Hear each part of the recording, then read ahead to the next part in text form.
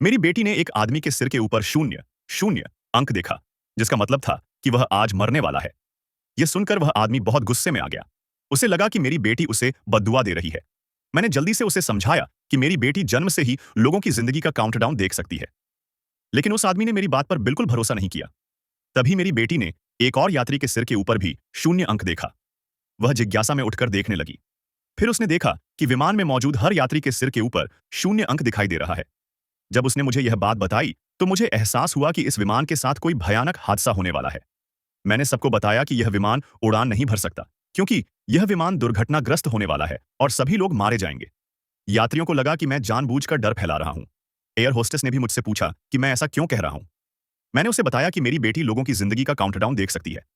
आज जब हम खरीदारी कर रहे थे, मेरी बेटी ने देखा कि एक राहगीर की मौत होने वाली है। उसने भलाई के इरादे से उस महिला को चेतावनी दी, लेकिन उस महिला ने बिल्कुल विश्वास नहीं किया।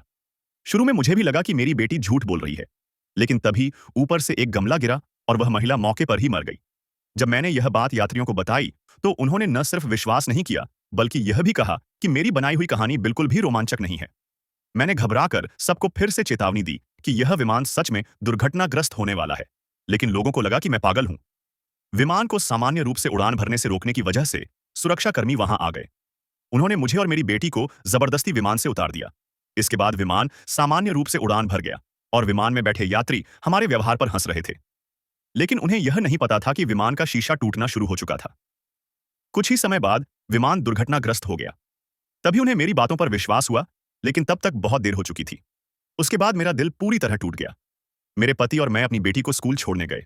जैसे ही हम स्कूल पहुंचे, मेरी बेटी ने देखा कि वहां मौजूद हर व्यक्ति के सिर के ऊपर